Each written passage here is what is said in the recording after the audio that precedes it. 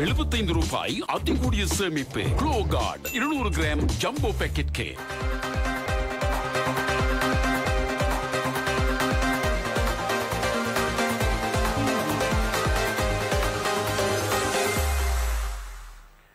வணக்கம். சுயாதீன செய்தி பார்வையோடு இணைந்திருக்கின்றோம். வசந்தம் டிவி, வசந்தம் எஃப்எம் வலைவரிசையூடாக இன்றைய தினமும் சுயாதீன செய்தி பார்வை உங்களுக்கு நாங்கள் வழங்கிக் கொண்டிருக்கின்றோம். செய்திகளோடு நான் எம் இர்ஃபான். இன்றைய தினமும் நாளேடுகளில் வெளியாகி இருக்கிற முக்கிய தகவல் குறித்து முதலில் அவதானத்தினை செலுத்தலாம். அந்த வகையில் நேற்றைய தினம் நண்பகல் 12 மணியோடு உத்தியோகபூர்வமாக தேர்தல்கள் ஆரம்பித்திருக்கிறது. 39 பேர் இம்முறை தேர்தல் களத்தில் குதித்திருக்கிறார்கள் என்பதுதான் முக்கியமான செய்தியாக அமைந்திருக்கிறது. அதனால் ஆதரவாளர்கள் நிறைய பேரும் நேற்றைய தினம் வந்து தங்களுடைய வேட்பாளர்களுக்கு ஆதரவு தெரிவித்ததையும் எம்மால் அவதானிக்க முடிந்தது. எனவே 40 பேர் கட்டுப்பணம் செலுத்தி இருந்தார்கள். அவர்கள் 39 பேர் நேற்றைய தினம் தேர்தல் போட்டியிடுவதாக உத்தியோகபூர்வமாக தேர்தல்கள் திணைக்களத்தினூடாக அறிவிக்கப்பட்டிருக்கிறது. வரலாற்றில் இம்முறை அதிக வேட்பாளர்கள் போட்டியிடுவது முக்கியமான ஒரு விடயமாக நாங்கள் பார்க்கலாம். அதே சந்தர்ப்பத்தில் ஒவ்வொரு வேட்பாளர்களுக்கும் வழங்கப்பட்டிருக்கிற சின்னங்கள் குறித்தான தகவல்களையும் எம்மால் அவதானிக்கக்கூடியதாக இருக்கிறது. எனவே ஜனாதிபதி ரணில் விக்ரமசிங்கவுக்கு எரிவாயு சிலிண்டர் சின்னம் வழங்கப்பட்டிருக்கிறது. அதனத்தில் தமிழ் பொது வேட்பாளர் அரிநேந்திரன் அவர்களுக்கு சங்கு சின்னம் வழங்கப்பட்டிருக்கிறது. அதே சந்தர்ப்பத்தில் பொன்சேகா குத்துவிளக்கில் இம்முறை தேர்தலில் போட்டியிடுகிறார் என்பதும் முக்கியமானது. இதே நேரத்தில் இம்முறை வேட்புமனு தாக்கல் செய்கிற நிகழ்வுக்கு வேட்பாளர்கள் வருகின்றிருந்தார்கள். அதே நேரத்தில் அந்த வேட்பாளர்கள் கருத்துக்களையும் வெளிப்படுத்தியிருந்தார்கள். சிலருக்கிடையில் சுமூகமான உரையாடல்கள் இடம்பெற்றிருந்தன. பலரும் ஒருவருக்கொருவர் கைலாக கொடுத்துக் கொண்டு தேர்தல் களத்துக்கு தயாராகுவதை நாம் அவதானிக்கக்கூடியதாக இருந்தது. அதிலும் ஒரு சில விரும்பத்தகாத விடயங்கள் இடம்பெற்றதையும் எம்மால் அவதானிக்கக்கூடியதாக இருந்தது. அது பற்றி இப்பொழுது சமூக வலைத்தளங்களில் பரவலாக பேசப்பட்டு வருகிறது. எனவே இம்முறை நேற்றைய தின வேட்புமனு தாக்கல் குறித்து பத்திரிகைகளில் வந்திருக்கிற பிரதான தலைப்புச் செய்திகள் குறித்து அவதானத்தினை செலுத்தலாம். மௌபிம பத்திரிகையினுடைய பிரதான தலைப்புச் செய்தி இவ்வாறு வருகிறது. திஸ் நமையாக்க தரங்கபிமி என்பதாக தகவலை தருகிற அதே நேரத்தில் சட்டன எரம்பை என்பதான செய்தியையும் இவ்வாறு மௌபிம பத்திரிகை தந்திருக்கிறது. அதாவது மோதல் ஆரம்பமாகிறது என்று எடுத்துக் கொள்ளலாம். நாங்கள் ரணில் விக்ரமசிங்க, சஜித் பிரேமதாஸ், அனுரகுமார், நாமல் ராஜபக்ஷ ஆகியோர் ஒவ்வொருவரும் இவ்வாறு மக்களுக்கு தங்களுடைய வாழ்த்துக்களை தெரிவித்துக் கொள்கிறார்கள் என்பதை நாம் இதன் மூலம் அவதானிக்கக்கூடியதாக இருக்கிறது. லங்காதீப பத்திரிகையுடைய பிரதான தலைப்புச் செய்தி இவ்வாறு வருகிறது. ஜனபதி சட்டநட்ட திஸ்னமயாக்க விரோததா துணக் பிரதிக்ஷேப என்பதான செய்தியும் லங்காதீப பத்திரிகையில் தரப்படுகிறது. அதாவது 3 ஆட்சேபனைகள் நேற்றைய தினம் வேட்புமனு தாக்கலின் போது முன்வைக்கப்பட்டிருக்கின்றன. அவை தேர்தல்கள் ஆணைக்குழுவினால் நிராகரிக்கப்பட்டிருக்கிறது என்பதும் முக்கியமான செய்தியாக அமைய பெறுகிறது. இதனிடத்தில் மற்றொரு தகவலாக தினக்குரல் பத்திரிகை இவ்வாறு தருகிறது. செப்டம்பர் 21ஆம் தேதி ஜனாதிபதி தேர்தல் மோதலுக்கு தயார். 39 பேர் களத்தில், 3 தமிழர்கள், 2 முஸ்லிம்கள் போட்டி. கட்டணம் செலுத்திய ஒருவர் விலகல் என்பதாக இந்த செய்தியை நாங்கள் இவ்வாறு காணலாம். அந்த பத்திரிகையும் இதனையே பிரதான தலைப்புச் செய்தியாக தந்திருக்கிறது. ஜனபதி சட்டநட்ட திஸ்னமயாக்க தேசபாலன பக்ஷவலின் விசித்துனாக். அதாவது இம்முறை தேர்தல் களத்தில் 39 பேர் போட்டியிடுகிறார்கள். அரசியல் கட்சிகளூடாக 23 பேரும், சுயாதீனமாக 16 பேரும் போட்டியிடுகிறார்கள் என்பதை நாங்கள் இதன் மூலம் அவதானிக்கலாம். ஒவ்வொரு தரப்பினரும் தெரிவித்த கருத்து, ஜனாதிபதி ரணில் விக்ரமசிங்கே தெரிவித்த கருத்தினை அந்த பத்திரிகை இவ்வாறு கொண்டு வருகிறது. சியலு ஜனயாகே அநாகத்திய சுரட்சித்த கிரீமி ஜனவரம மட்டதென்ன சகல மக்களிடதும் எதிர்காலத்தை பாதுகாக்கக்கூடிய மக்கள் ஆணையை எனக்கு வழங்குங்கள் என்று ஜனாதிபதி ரணில் விக்ரமசிங்கே ஜனாதிபதி வேட்பாளராக இந்த கோரிக்கையை மக்களிடம் விடுத்திருக்கிறார். அதனிடத்தில் மக்களை வெற்றி கொள்ளச் செய்வதற்கான திகதி செப்டம்பர் 21ஆம் தேதியிலிருந்து அந்த நிகழ்வு ஆரம்பமாக போவதாக எதிர்க்கட்சித் தலைவர் சஜித் பிரேமதாஸ் அவர்கள் தெரிவித்த கருத்து. தேசிய மக்கள் சக்தியின் தலைவர் அனுரகுமார் திசாநாயக் அவர்கள் தெரிவித்த கருத்தினை இவ்வாறு காணலாம். மெத்திவரணைய நிசக்கவம ஜ கண்ணவா என்பதுதான் அனுரகுமாரனுடைய கருத்தாக அமைகிறது. தேர்தலை நிச்சயமாக நாங்கள் வெற்றி கொள்வோம் என்பதும், இதனிடத்தில் நாமல் ராஜபக்சவினை பொறுத்தவரையில் பாக்ஷிகையின் அப்ப தினவண்ண பவ விஸ்வாச எமது கட்சிக்காரர்கள் இம்மை வெற்றி பெறச் செய்வார்கள் என்ற நம்பிக்கை எனக்கு இருக்கிறது என்பதாக நாமல் ராஜபக்சம் இவ்வாறு கூறியிருக்கிறார். ஒவ்வொரு தரப்பினரும் பல்வேறுபட்ட நிலைப்பாடுகளை இதன் மூலம் வெளிப்படுத்தியிருந்ததை நாம் அவதானிக்கலாம். எனவே நேற்றைய தினம் தேர்தலுக்கான கட்டுப்பணம் செலுத்தல் நடவடிக்கைகள் நிறைவேற்றதுக்கு பிறகு வேட்புமனு தாக்கல் செய்யும் நிகழ்வு எவ்வாறு இடம்பெற்றது என்பதை பற்றி இப்போது நாங்கள் தெரிந்து கொள்ளலாம். நாட்டின் 9வது நிறைவேற்று அதிகாரமுடைய ஜனாதிபதியை தெரிவு செய்வதற்கான ஜனாதிபதி தேர்தல் தான் இந்த 39 பேர் போட்டியிடுவதாக நேற்றைய தினம் அறிவிக்கப்பட்டிருக்கிறது. ஒருவர் குறித்த காலப்பகுதியில் நேற்றைய தினம் வேட்புமனு தாக்கல் செய்யவில்லை என்றும் தாக்கல் செய்யப்பட்ட வேட்புமனுக்கள் தொடர்பில் முன்வைக்கப்பட்ட 3 ஆட்சேபனைகளை ஆணைக்குழு நிராகரித்த நிலையில் 39 பேர் போட்டியில் தகுதி பெற்றுள்ளதாக தேர்தல்கள் ஆணைக்குழு உத்தியோகபூர்வமாக அறிவித்திருக்கிறது. இலங்கை அரசியல் வரலாற்றில் ஜனாதிபதி தேர்தல் முதன்முறையாக அதிகூடிய வேட்பாளர்களாக இம்முறை 39 பேர் போட்டியிடுகிறார்கள். 2019ஆம் ஆண்டு இடம்பெற்ற ஜனாதிபதி தேர்தலில் 35 பேர் போட்டியிட்டார்கள் என்பதையும் நாம் இதன் மூலம் அவதானிக்கலாம். இம்முறை ரணில் விக்ரமசிங்க, சஜித் பிரேமதாச, அனுரகுமார் திசாநாயக்க, நாமல் ராஜபக்ஷ, சரத் பொன்சேகா, விஜயதாஸ் ராஜபக்ஷ உள்ளிட்டோர் தேர்தலில் களமிறங்கியுள்ள நிலையில் அதே இடத்தில் ரோஷான் ரணசிங்கம் இம்முறை தேர்தல் போட்டியிடுகிறார். தேர்தல் களமிறங்கி இருக்கிற நிலையில் பல்முனை போட்டி நிலவுகிறது. இம்முறை தமிழ் பொது வேட்பாளராக முன்னாள் பாராளுமன்ற உறுப்பினர் பாவண்ணா அரியநேந்திரன் போட்டியிடுகிறது என்பது விசேட சிறப்பான அம்சம். வேட்பாளர்களான ரணில் விக்ரமசிங்க, சஜித் பிரேமதாச, நாமல் ராஜபக்ஷ, அனுரகுமார் திசாநாயக்க ஆகியோர் வேட்புமனு தாக்கல் செய்ய வந்த போதும் வெளியேறிய போதும் மக்கள் தேர்தல் ஆணைக்குழுவை அண்மித்த பகுதியில் சூழ்ந்திருந்த அவரது ஆதரவாளர்கள் பட்டாசு கொளுத்தி தமது ஆதரவினை வெளிப்படுத்தி இருக்கிறார்கள். ஜனாதிபதி தேர்தலுக்கான வேட்புமனுக்களை பொறுப்பேற்றல் நேற்று தேர்தல்கள் ஆணைக்குழுவின் காரியாலயத்தில் இடம்பெற்றது. தேர்தல்கள் ஆணையாளர் நாயகம், ஆணைக்குழுவின் தலைவர் உட்பட இதர உறுப்பினர்கள் வேட்பாளர்களின் வேட்புமனுக்களை பொறுப்பேற்றிருக்கிறார்கள். ஜனாதிபதி தேர்தலுக்கான கட்டுப்பணம் செலுத்த நேற்று வியாழக்கிழமை காலை தேர்தல்கள் ஆணைக்குழுவில் இடம்பெற்றது. இதனால் ஆணைக்குழு அமைந்துள்ள சரண மாவத்தை நேற்று காலை முற்பகல் 6 மணி முதல் பிற்பகல் 2 மணி வரை மூடப்பட்டிருந்தது. இம்முறை ஜனாதிபதி தேர்தல் முக்கியமான பல தரப்பினர் சவால்களுக்கு மத்தியில் போட்டியிடுவதால் அவர்களது பாதுகாப்பு பன்மடங்கு அதிகரிக்கப்பட்டிருக்கிறது. பாதுகாப்பு நடவடிக்கைகளுக்காக மாத்திரம் 1000 போலீசார் சேவையில் ஈடுபடுத்தப்பட்ட நிலையில் அதிரடிப்படையினரும் தேர்தல்கள் ஆணைக்குழுவை அண்மித்த கட்டிடங்கள், வீதிகளில் ஆயுதமேந்திய வகையில் பாதுகாப்பு நடவடிக்கையில் ஈடுபடுத்தப்பட்டிருந்தார்கள். ஜனாதிபதி விக்ரமசிங்க வேட்பாளராக போட்டியிடுவதால் வழமைக்கு மாறாக பாதுகாப்பு பலப்படுத்தப்பட்டிருந்தது. வேட்புமனு தாக்கல் செய்வதற்கு காலை 8:30 மணியளவில் வேட்பாளர் பத்ரமுல்ல சீலரத்ன தேரர் ஆணைக்குழு வளாகத்துக்கு வருகின்றிருந்தார். அவரை தொடர்ந்து சர்வஜன சக்தியின் வேட்பாளர் திலீப் ஜெயவீரவும் வருகின்றிருந்தார். ஐக்கிய மக்கள் சக்தியின் ஜனாதிபதி வேட்பாளர் சஜித் பிரேமதாச காலை 9:32 மணியளவில் ஆணைக்குழுவுக்கு வருகின்றார். 9:50 மணியளவில் வேட்புமனுவை சமர்ப்பித்திருந்தார். அதனைத் தொடர்ந்து சுயாதீன வேட்பாளர் ரணில் விக்ரமசிங்க பலத்த பாதுகாப்பு மத்தியில் வருகின்றிருந்தார். பிரதான வாயிலில் அவருக்காக காத்திருந்த பிரதமர் தினேஷ் குணவர்தன அவரை வரவேற்று அழைத்துச் சென்றார். இதன் பின்னர் தேசிய மக்கள் சக்தியின் ஜனாதிபதி வேட்பாளர் அனுரகுமார் திசாநாயக்க ஆணைக்குழுவின் பிரதான வாயிலில் இருந்து நடந்தவாறு வருகிறார். பொதுஜன பிரமுனவின் வேட்பாளர் நாமல் ராஜபக்ஷ உட்பட ஏனைய வேட்பாளர்கள் இதனை தொடர்ந்து வருகின்றார்கள். காலை 9 மணி முதல் 11 மணி வரை வேட்புமனு தாக்கல் செய்யப்பட்டன. சர்வஜன கட்சியின் ஜனாதிபதி வேட்பாளர் திலீப் ஜெயவீர முதலாவதாக வேட்புமனு பத்திரத்தை சமர்ப்பித்தார்.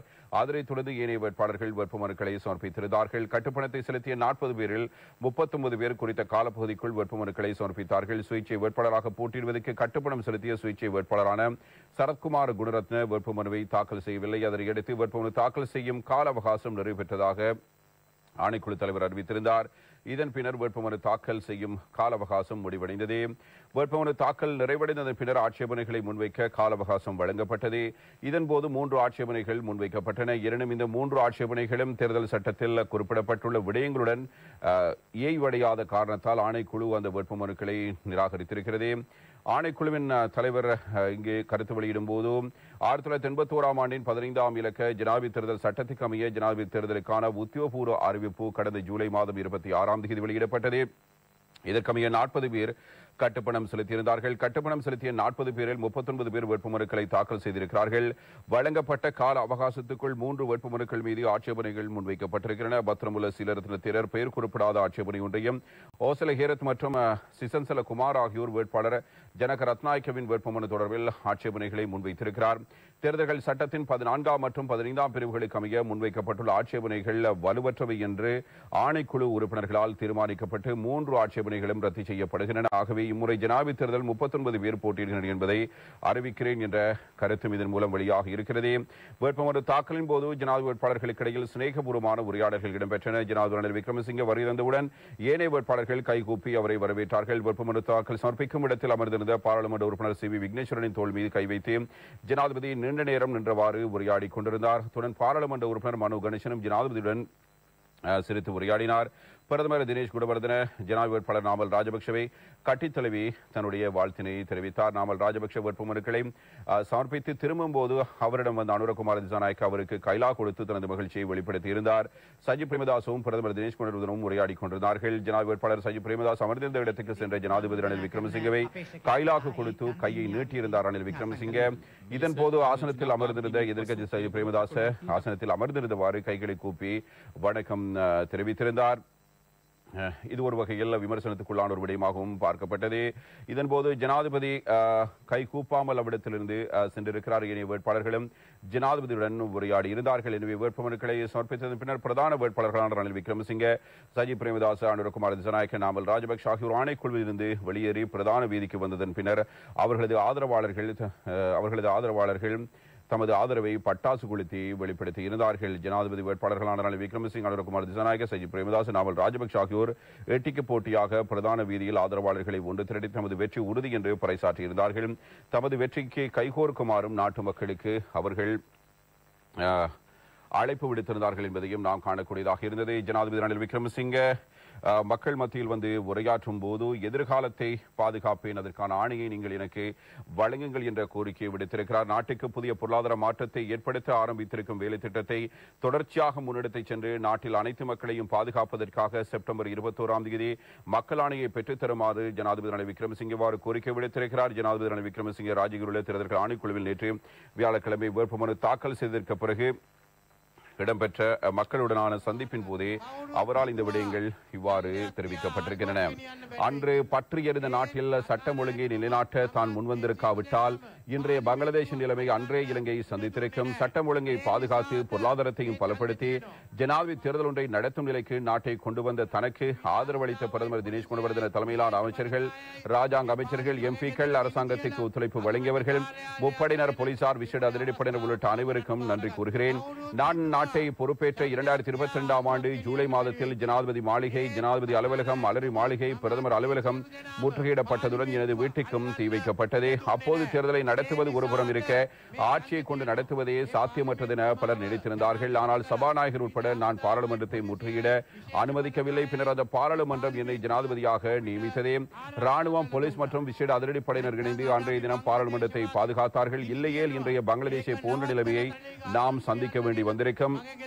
எரிந்து கொண்டிருந்த நாட்டில் அந்த நிலைமையை தடுத்து இன்று நாட்டை முன்னோக்கி கொண்டு வந்திருக்கிறோம். அழிவை தடுக்க எதிர்க்கட்சிகள் எந்த வகையிலுமே பங்களிப்பு வழங்கவும் இல்லை, எவரும் எமக்கு ஆதரவு வழங்கவும் இல்லை. அரசாங்கத்தை பதவி விலக சொல்லிவிட்டு அவர்களும் ஓடிவிட்டார்கள். அரசாங்கத்துக்கு புண்ணியமாக போக புண்ணியம் கிடைக்க இன்று ஜனாதிபதி தேர்தல் போட்டியிடும் சந்தர்ப்பம் அவர்களுக்கு கிடைத்திருக்கிறது. நாமே அந்த நிலைமையை ஏற்படுத்தியிருந்தோம். அத்தகையவர்கள் ஆட்சியை பெறுவதற்கு தகுதியானவர்களா என்பதை மக்களை தீர்மானிக்க வேண்டும். அவர்களின் நாட்டின் ஜனநாயகத்தை ஒப்படைக்க முடியுமா என்பதை தீர்மானிக்க வேண்டும். மக்களுக்கு நிவாரணம் வழங்குவதற்கு அஸ்வசம மற்றும் உரிமைய வேலை திட்டங்கள் செயல்படுத்தப்பட்டன. மேலும் கடந்த ஜனவரி மாதம் அரசு ஊழியர்களுக்கு 10,000 ரூபாய் சம்பள உயர்வு வழங்கப்பட்டது. அடுத்த ஆண்டு ஜனவரியில் மேலும் 10,000 அல்லது 15,000 ரூபாயால் அதிகரிக்க எதிர்பார்க்கிறோம். நடுத்தர மக்களின் வரிச்சுமையை குறைக்கும் திட்டமும் நம்மிடம் இருக்கிறது. மேலும் அரசு தொழில் வாய்ப்புகள் வழங்கும் பணிகளும் மீண்டும் தொடங்கப்பட்டிருக்கின்றன. தோட்ட தொழிலாளர்களின் சம்பளத்தை அதிகரிப்பதற்கான நடவடிக்கைகளை எடுத்திருக்கிறோம். தனியார் துறையினரும் சம்பளம் அதிகரிக்கப்பட்டிருக்கிறது. இன்று நாம் ஆரம்பித்துள்ள இந்த வேலை திட்டத்தை தொடர்ந்து முன்னெடுத்து செல்வதன் மூலம் இந்நாட்டு மக்களின் எதிர்காலத்தை பாதுகாக்க செப்டம்பர் 21 எனக்கு மக்கள் ஆணையை வழங்குமாறு கேட்டுக்கொள்கிறேன். நாட்டில் புதிய பொருளாதார மாற்றம் ஏற்படுத்தப்பட்டு இந்த நாட்டு மக்களுக்கு சிறந்த எதிர்காலம் கட்டியெழுப்பப்படும் என்பதாக ஜனாதிபதி ரணில் விக்ரமசிங்கே ஒரு வேட்பாளராக மக்களிடம் இந்த வாக்குறுதியை இவ்வாறு வழங்கியிருக்கிறார். இதே நேரத்தில் எதிர்க்கட்சித் தலைவர் சஜித் பிரேமதாசவும் மக்களை சந்தித்து பேசியிருந்தார். அவருடைய ஆதரவாளர்களும் அவரை ஆதரிப்பதற்காக நேற்றைய தினம் ஒன்று திரண்டிருந்தார்கள். எனவே ஊழல் மோசடிகளை முற்றாக இல்லாதொழித்து 220 லட்சம் பிரஜைகளும் சுபிட்சத்துடன் வாழக்கூடிய யுகத்தை கட்டியெழுப்பதற்கான பயணத்தை ஆரம்பித்திருக்கிறோம் என்பது எதிர்க்கட்சித் தலைவருடைய முக்கியமான கருத்தாக அமைய பெற்றிருக்கிறது. அவர் நேற்றைய தினம் வேட்புமனுவை தாக்கல் செய்ததற்கு பிறகு அவருடைய ஆதரவாளர்கள் மத்தியில் எதிர்க்கட்சித் தலைவர் கருத்துரைத்திருந்தார். வெற்றிகரமாக வேட்புமனுவை தாக்கல் செய்திருக்கிறோம். வீழ்ச்சியடைந்துள்ள எமது தேசத்தை கட்டியெழுப்புவதற்காக நான் உங்களுடன் கைகோர்த்திருக்கிறேன். அனைவருக்கும் சுபிட்சத்தையும் அபிவிருத்தியும் ஏற்படுவதற்கான காலம் ஆரம்பித்துள்ளது. ஊழல் மோசடிகளை ஒழிப்பதற்கான யுகம் உருவாகியுள்ளது. செப்டம்பர் 21 அந்த யுகம் உத்தியோகபூர்வமாக தோற்றம் பெறும். பொதுமக்களின் பலத்தின் ஊடாக 220 லட்சம் பிரஜைகளின் வெற்றிக்கான பயணத்தை ஐக்கிய மக்கள் சக்தியும் ஐக்கிய மக்கள் கூட்டணியும் ஆரம்பித்திருக்கின்றன. நாட்டை கட்டியெழுப்பக்கூடிய சிறந்த நிபுணத்துவ குழு நம்மிடமே இருக்கிறது. எமது குழு நாட்டை முன்னிறுத்தி இலங்கை முதலி என்ற கொள்கையின் ஊடாக அர்ப்பணிப்புடன் செயற்படுவோம். மக்களை பலத்துடன் வாழ வைக்கக்கூடிய, நாட்டில் சட்டத்தை மதிக்கக்கூடிய, கொள்ளையடிக்கப்பட்ட பணத்தை மீண்டும் மீட்கக்கூடிய ஆட்சியை உருவாக்குவோம். அதற்கான பொதுமக்கள் யுகத்தை கட்டியெழுப்போம் என்பதாக சஜித் பிரேமதாச இவ்வாறு கூறியிருக்கிறார். அவரை தொடர்ந்து நேற்றைய தினம் அனுரகுமார திசாநாயக்கவும் கருத்து வெளிப்படுத்தியிருந்தார். அந்நாட்டை அழைத்தவர்களை நாம் துரத்தி அடிப்போம். எனவே மக்களுக்கு கிடைத்திருக்கிற ஒரு சிறந்த சந்தர்ப்பம் இதுவென்பது அனுரகுமார திசாநாயக் அவர்களுடைய கருத்தாக அமைந்திருந்தது. நீண்ட காலமாக நாட்டை அழிவுக்குட்படுத்தி மக்களை துன்பத்துக்குள் தள்ளிய அரசாங்கத்தையும் ஆட்சியாளர்களையும் துரத்தி அடித்து மக்களுக்கு சார்பான ஆட்சியை எம்மால் உருவாக்க முடியும். எமது உடன்படிக்கைகள் அனைத்தும் மக்களுடைய இருக்கும். அங்கிருந்து இங்கும் இங்கிருந்து அங்கும் கட்சி தாவும் அரசியலுக்கு செப்டம்பர் 22ஆம் தேதி முடிவு கிட்டும் என்று தேசிய மக்கள் சக்தியின் ஜனாதிபதி வேட்பாளர் அனுரகுமார திசாநாயக்க இவ்வாறு அவருடைய ஆதரவாளர்கள் மத்தியிலும் ஊடகங்கள் மத்தியிலும் கருத்து வெளியிடும் போது கூறியிருக்கிறார். எதிர்வரும் தேர்தலை தேசிய மக்கள் சக்தி வெற்றி கொள்ளும் வேட்புமனுக்களை பொறுப்பேற்றல், தேர்தலை நடத்துதல், அரசாங்கத்தை வீட்டுக்கு அனுப்புதல், புதிய அரசாங்கத்தை அமைத்துதல், இதுவே இவ்வளவு காலம் நடந்து கொண்டிருக்கிறது. எனினும் இறுதியில் நாடும் நாட்டு மக்களுமே துன்பத்துக்குள் தள்ளப்பட்டார்கள். எனினும் எதிர்வரும் தேர்தல் 76 வருட கால பழைமை அரசியலை இல்லாமல் செய்யும் தேர்தலாக அமையப் போகிறது. நீண்ட காலமாக நாட்டை அழிவுக்குட்படுத்திய, நாட்டின் பொருளாதாரத்தை சீர்குலைத்த, மக்களை துன்பத்துக்குள் தள்ளிய அரசாங்கத்தையும் ஆட்சியாளர்களையும் துரத்தி அடித்து மக்களுக்கு சார்பான ஆட்சியை எம்மால் உருவாக்க முடியும். மாற்றம் ஏற்பட வேண்டும் என்பதே மக்களின் எதிர்பார்ப்பும் கூட. நிச்சயம் அந்த மாற்றத்தை தேசிய மக்கள் சக்தியை ஏற்படுத்தும். எமது உடன்படிக்கைகள் அனைத்தும் மக்களுடைய இருக்கும். ஆனால் சில கைச்சாத்துகள் இடம்பெறுவதை அண்மைய நாட்களாக காண்கிறோம். இவை மக்களுக்கான ஒப்பந்தங்கள் அல்ல. அங்கிருந்து இங்கும் இங்கிருந்து அங்கும் கட்சிதாவும் அரசியல். இதை இந்த கலாச்சாரத்தை மக்கள் வெறுத்திருக்கிறார்கள். நேற்று ஒருவரை தூற்றியவர் அதிகாலையில் அவர் நல்லவர் என்று கூறுகிறார், இன்று நல்லவர் என கூறி நாளை தூற்றுகிறார்கள். எனவே கட்சிதாவும் அரசியலுக்கு செப்டம்பர் 22ஆம் தேதி முடிவு கட்டும் என்பதாக அனுரகுமார் திசாநாயக்க இவ்வாறு தெரிவித்திருக்கிறார். எனவே கட்சி தாவியவர்கள் உங்கள் பக்கம் வந்தால் ஏற்றுக்கொள்வீர்களா என்ற ஒரு கேள்வியும் ஊடகவியலாளர்களால் அனுரகுமாரிடம் முன்வைக்கப்பட்டது. எனவே பலர் பல இடங்களில் தஞ்சம் அடைய முன்னர் எம்முடைய கதவுகளை தட்டினார்கள். கதவை திறந்தோம், அவர்களுக்கு நாம் வணக்கம் கூறினோம், அவர்களின் நடத்தையை பார்த்தோம், வருகின்றவருக்கு நன்றி, நீங்கள் மீண்டும் செல்லலாம் என கூறி அவர்களை அனுப்பி வைத்து விட்டோம் என்பதுவே அவர் தெரிவிக்கிற கருத்து. எனவே கூட்டணிகளை பார்க்கும்போது எனக்கு திருமண ஆண்டு நிறைவை கொண்டாடுவது போன்றிருப்பதாகவும், மணமகளும் திருமணம் செய்கிறார்கள், ஒன்றாக வாழ்கிறார்கள், ஆண்டு நிறைவை கொண்டாடுகிறார்கள், பின்னர் மீண்டும் பிரிந்து சேர்கிறார்கள் என்பதாக அனுரகுமார திசாநாயக்க பழைய ஆட்சியாளர்களை பற்றி, தற்போதைய ஆட்சியாளர்களை பற்றி இவ்வாறு பேசியிருக்கிறார். இதே சந்தர்ப்பத்தில் இன்னும் ஒரு தகவலையும் நாம் இவ்வாறு அவதானிக்கலாம். நாமல் ராஜபக்ஷ எம்பி நேற்றைய தினம் என்ன கருத்தினை கூறியிருக்கிறார். அவரும் ஒரு ஜனாதிபதி வேட்பாளர். ஒற்றையாட்சியை எம்மால் மாத்திரமே காக்க முடியும் என்பது நாமல் ராஜபக்ஷனுடைய உறுதியாக இருக்கிறது. நாட்டின் ஒற்றையாட்சி மற்றும் தேசிய உற்பத்தி ஆகியவற்றை எம்மால் மாத்திரமே பாதுகாக்க முடியும்.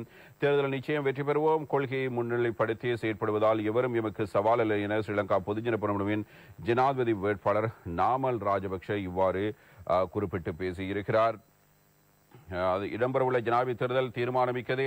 நாட்டின் ஒற்றையாட்சி மற்றும் தேசிய உற்பத்திகளை எம்மால் மாத்திரமே பாதுகாக்க முடியும். இந்த தேர்தலில் நாங்கள் நிச்சயம் வெற்றி பெறுவோம். அதற்கான செயற்பாடுகளை முன்னெடுத்திருக்கிறோம். நபர்களை அடிப்படையாக கொண்டு நாங்கள் செயற்படவில்லை, கொள்கைகளை முன்னிலைப்படுத்தி நாங்கள் செயற்படுகிறோம். அரசியல் நண்பரும் இல்லை எதிரியும் இல்லை என்பார்கள். ஆகவே எம்மை விட்டு சென்றவர்கள் மீண்டும் எம்முடன் இணைவார்கள். இப்போதோ பொதுஜன பெரமுனின் ஆதரவாளர்கள் தேர்தல்கள் ஆணைக்குழுவின் முன்பாக ஒன்று கூடி நாமல் ராஜபக்சவை வரவேற்றார்கள். பட்டாசு கொளுத்தி தமது ஆதரவை வெளிப்படுத்தினார்கள். ஆதரவாளர்கள் மத்தியில் வந்து நாமல் ராஜபக்ஷ தேர்தலில் நிச்சயமாக எமக்கு வெற்றி கிடைக்கும் என்ற கருத்தினை அவர் இவ்வாறு வெளிப்படுத்தி இருக்கிறார். இதுவும் ஒரு முக்கியமான செய்தியாக அமைகிறது. எனவே பிரதான 4 வேட்பாளர்கள் இவர்களோடு இணைந்ததாக அரியநேந்திரன் எம்பி தெரிவித்த கருத்து குறித்தும் நாங்கள் பார்க்க வேண்டும். எனவே தமிழ் மக்களின் ஒற்றுமையை காட்டவே இம்முறை தேர்தல் போட்டியிடுகிறேன் என்பதாக அரியநேந்திரன் தெரிவித்த கருத்தினை வீரகேசரி பத்திரிகை ஒரு செய்தியாக இவ்வாறு கொண்டு வந்திருக்கிறது. தேர்தலில் வெற்றி பெறுவதற்காக போட்டியிடவில்லை என்றும் தமிழ் மக்களின் ஒற்றுமையை ஒரு சக்தியாக இலங்கை அரசுக்கும் சர்வதேசத்துக்கும் காண்பிப்பதற்காகவே போட்டியிடுகிறேன் என தமிழ் பொது வேட்பாளரான அரியநேந்திரன் இவ்வாறு வெளிப்படுத்தியிருக்கிற தகவலினூடாக நாம் தெரிந்து கொள்ளக்கூடியதாக இருக்கிறது. சிங்கள அரசு தலைவர்களுடன் பேச்சுவார்த்தையில் ஈடுபடவில்லை. கடந்த கால பேச்சுவார்த்தைகள் தோல்வியடைந்திருக்கிற இதன் காரணமாகவே இம்முறை தனித்து போட்டியில் இறங்கியிருக்கிறோம். ஜனாதிபதி ரணில் விக்ரமசிங்கவுடன் நாங்கள் பேச்சுவார்த்தையில் ஈடுபடவில்லை. தமிழ் பொது கட்டமைப்பின் ஒரு தரப்பினர் பேச்சுவார்த்தையில் ஈடுபட்டிருக்கிறார்கள். யோசனைகள் முன்வைக்கப்பட்டு அவை பரிசீலிக்கப்படுகின்றன. எமது தேர்தல் விஞ்ஞாபனத்தை வெகு விரைவில் வெளியிடுவோம். அத்துடன் தேர்தல் பிரசாரங்களையும் முன்னெடுப்போம். இலங்கை வாழ் தமிழ் மக்களின் ஒத்துழைப்பை எதிர்பார்த்திருக்கிறோம். எமது வெற்றி அரசுக்கு ஒரு எடுத்துக்காட்டாக அமையும் என்பதாக அரியநேந்திரன் கூறியிருக்கிற தகவலையும் இவ்வாறு நாம் காணலாம். இதனிடத்தில் இவர்களுடைய தகவல் இவ்வாறு இருக்க, தேர்தல்கள் ஆணைக்குழு விடுத்திருக்கிற கோரிக்கை இவ்வாறு தரப்படுகிறது. நீதியான தேர்தலை நடத்த ஒத்துழைப்பு வழங்குங்கள் என்பதாக தேர்தல்கள் ஆணைக்குழுவின் தலைவர் இந்த கோரிக்கையை விடுத்திருக்கிறார். நீதியானதும் சுதந்திரமான தேர்தலை நடத்துவதற்கு ஜனாதிபதி வேட்பாளர் உட்பட இலங்கை மக்கள் அனைவரும் ஒத்துழைப்பு வழங்க வேண்டும் என்றும் ஒருவரின் கருத்து பிறிதொருவரின் கருத்துக்கு முரணானதாக அமையலாம். அதுவே பேச்சு சுதந்திரம் வேட்பாளர்கள் நாட்டு மக்களுக்கு சிறந்த எடுத்துக்காட்டாக செயற்பட வேண்டும், ஒழுக்கநெறியுடன் செயற்பட வேண்டும் என்பதாக அவர் இந்த கோரிக்கையை விடுத்திருக்கிறார்.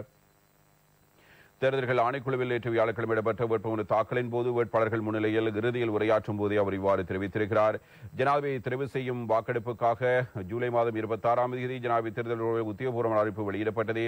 இதற்கமைய தேர்தல் மற்றும் வேட்பாளர்களுக்கு சிறந்த ஒழுக்கநெறி கோவைகள் அறிமுகப்படுத்தப்பட்டிருக்கின்றன. இந்த ஒழுக்கநெறிக்கு அமைய செயற்படுவது வேட்பாளர்களதும் அவர்களின் ஆதரவாளர்களின் பொறுப்பாகும். இந்த ஒழுக்கநெறியை ஜூலை 26ஆம் தேதி வர்த்தமான அறிவித்தலூடாக வெளிப்படுத்தி இருக்கிறோம். தேர்தல் காலத்தின் போது நடுநிலையான தன்மையில் எவருக்கும் கட்டுப்படாமலும் விசேட சலுகை வழங்காமலும் செயற்படுவதற்கு அரசு ஊடகங்கள் சட்டத்தால் கட்டப்பட்டிருக்கின்றன. ஜூலை 26ஆம் தேதி அன்று தேர்தல்கள் ஆணைக்குழுவினால் வெளியிடப்பட்ட வர்த்தமானியில் குறிப்பிடப்பட்ட ஊடக வழிகாட்டல் நெறிகளை அரசு ஊடகங்கள் கட்டாயம் பின்பற்ற வேண்டும். தனியார் ஊடகங்கள் எவரையும் சார்ந்திருக்காது நடுநிலையுடன் செயற்பட வேண்டும். தனியார் ஊடகங்கள் பொதுமக்களுக்கு சொந்தமான ஒலி அலைகளை பயன்படுத்துகின்றன. இவை அரசுக்கு சொந்தமானவை. தனியார் ஊடகங்கள் தற்காலிக உறுத்துக்களை மாத்திரமே கொண்டிருக்கின்றன. ஒரு வேட்பாளருக்கு மாத்திரம் முன்னுரிமை வழங்கும் ஊடகங்கள் குறித்து கவனம் செலுத்தி இருக்கிறோம். இவ்வாறு செயற்பட வேண்டாம் என்று தொடர்புடைய வேட்பாளர் குறித்த ஊடகத்துக்கு அறிவிக்க வேண்டும். தவறான வகையில் செயற்படுவதை அரசு மற்றும் தனியார் ஊடகங்கள் தவிர்த்துக் கொள்ள வேண்டும். தேர்தல் சட்டத்தை மீறும் ஊடகங்களுக்கு எதிராகவும் சட்ட நடவடிக்கை எடுக்கப்படும். சமூக வலைதளங்களை தவறான முறையில் பயன்படுத்துவதை தவிர்த்துக் கொள்ளுமாறு இலங்கை வாழ் மக்களிடமும் வெளிநாடுகளில் வாழும் இளைஞர்களிடமும் கேட்டுக்கொள்கிறோம். சுதந்திரமானதும் ஜனநாயக முறைகளிலும் தேர்தலை நடத்துவதற்கு ஜனாதிபதி வேட்பாளர்களும் நாட்டு மக்களும் முழுமையாக ஒத்துழைப்பு வழங்க வேண்டும். தேர்தல் பிரசாரங்களின் போது பிளாஸ்டிக் மற்றும் பொலித்தீன் ஆகியவற்றை பயன்படுத்துவது தடை செய்யப்பட்டிருக்கிறது. ஆகவே இவற்றை தவிர்த்துக் கொள்ளுமாறு கேட்டுக்கொள்கிறேன் என்பது தேர்தல்கள் ஆணைக்குழுவினுடைய கருத்தாக அமைந்திருக்கிறது. இதனோடு இணைந்ததாக இன்னும் ஒரு செய்தியை நாங்கள் இவ்வாறு காணலாம். யார் யாருக்கு என்னென்ன சின்னங்கள் என்பது, அதாவது சுயேட்சையாக போட்டியிடும் வேட்பாளர்களுடைய சின்னம் தெரியாது. ஏனைய கட்சிகளுடைய வேட்பாளர்களுடைய சின்னங்களை மக்கள் ஏற்கனவே அறிந்திருக்கிறார்கள். சிலிண்டர் ரணில் சங்குடன் அரியம் திலகரிக்கு குருவி இறகு லாந்தர் விளக்குடன் பொன்சேகா என்பதாக தினக்குரல் பத்திரிகை ஒரு செய்தியை தருகிறது. ஜனாதிபதி தேர்தல் சுயேட்சை வேட்பாளராக போட்டியிடும் ஜனாதிபதி விக்ரமசிங்கவுக்கு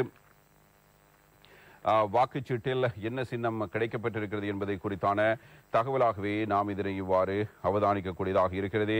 எனவே சிலிண்டர் சின்னத்தில் சுயேட்சை வேட்பாளராக ரணில் விக்ரமசிங்க அவர்கள் இம்முறை தேர்தலில் போட்டியிடுகிறார். எனவே பொது வேட்பாளராக போட்டியிடும் அரியநேந்திரனுக்கும் சங்கு சின்னம் வழங்கப்பட்டிருக்கிறது.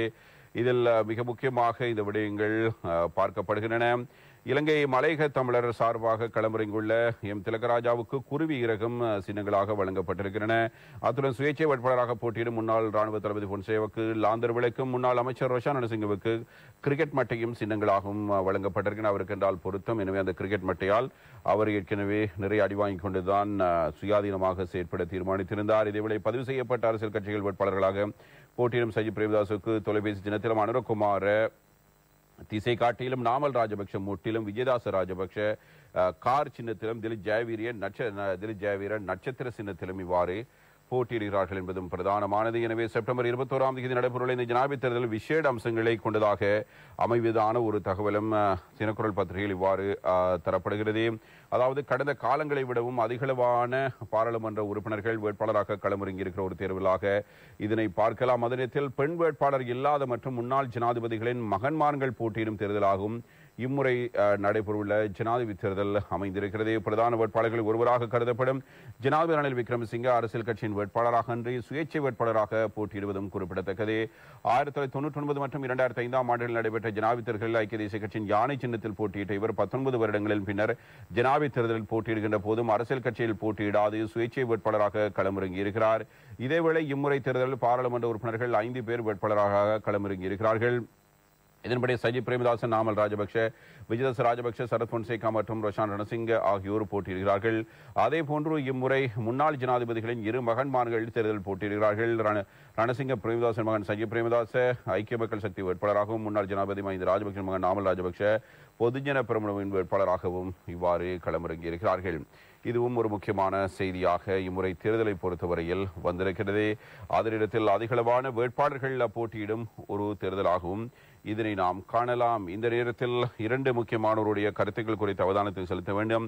பொது வேட்பாளர் குறித்து சி விக்னேஸ்வரன் இவ்வாறு கருத்தினை கூறுகிறார். கட்சி ரீதியாக செயற்படாதே, தமிழினமாக அணிதிரளுங்கள், 6 லட்சம் வாக்குகளை நாங்கள் எதிர்பார்க்கிறோம். விக்னேஸ்வரன் அறைகூவல் என்பதாக இந்த செய்தியை காணக்கூடியதாக இருக்கிறது.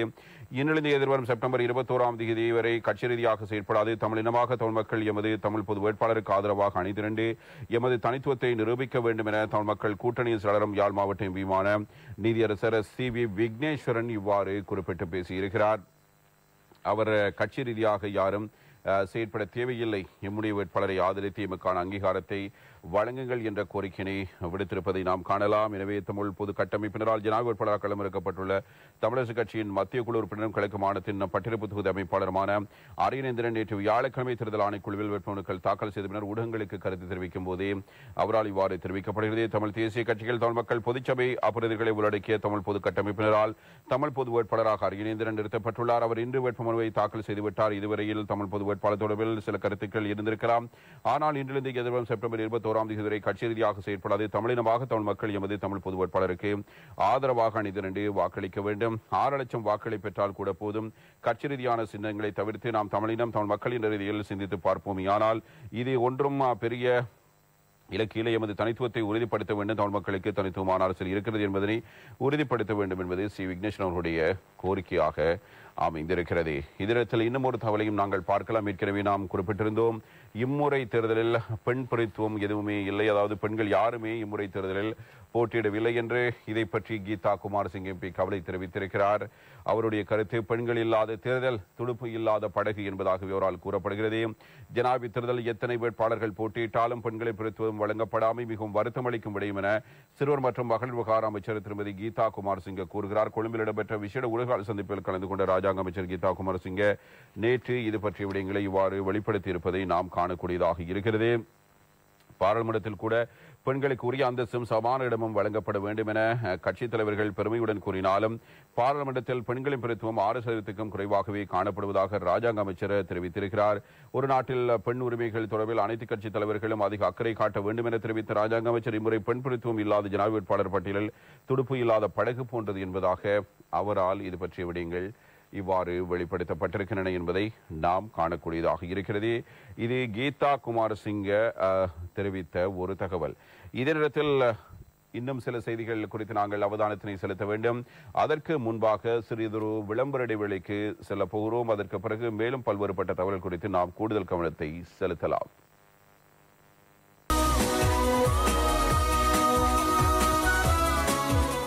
இலங்கை வங்கியின் SME சர்க்கிள், தினந்தோறும் உங்கள் திட்டங்கள் முன்னேறும் இடம். Star dish wash magic top அடிப்பிடித்த உணவு கழிவு எண்ணெய் அனைத்தையும் சுலபமாக நீக்குகிறது, கிருமிகளையும் அழிக்கிறது. ஸ்கிரப் ஒன்று இலவசம். තාත්තේ බලාපොරොත්තු අතෑරියා සුන්දර. ඔයාගේ දුව මගේ දුව තමා. මේ සල්ලි ටිකක් අරන් ගන්න. දුව රටේ යවන්න.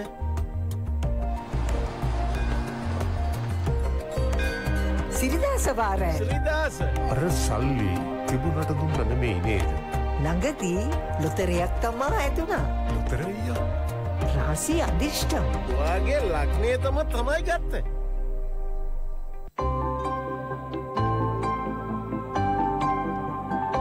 குழந்தைக்கு பாதுகாப்பானது என விசேட மருத்துவர்களின் சான்று பெற்ற புதிய பேபி ஷெரமி. இம்முறை யாருக்கு? வெளித்தோட்டத்துக்கு ஏமாந்த காலம் போச்சு. 3 என்சைம் ஊடாக புரோட்டீன் மா கொழுப்பு கரைகள் அனைத்தையும் நீக்கும். ஆடைகளுக்கு நறுமணம், பிரகாசம், கைகளுக்கு மென்மை. எமது வாக்கு எப்போதும் சொல்வதை மட்டுமே செய்யும். சனி டிடர்ஜென்ட் பவுடர் போன்ற வேட்பாளருக்கே. சனி டாலி பாட்லரிடமிருந்து. ரீலோட் செய்து அல்லது செல்ஃப் கேர் ஆப் ஊடாக ஆக்டிவேட் செய்திடுங்க. SLT மொபிட்டல் நிகரற்ற இணைப்பு.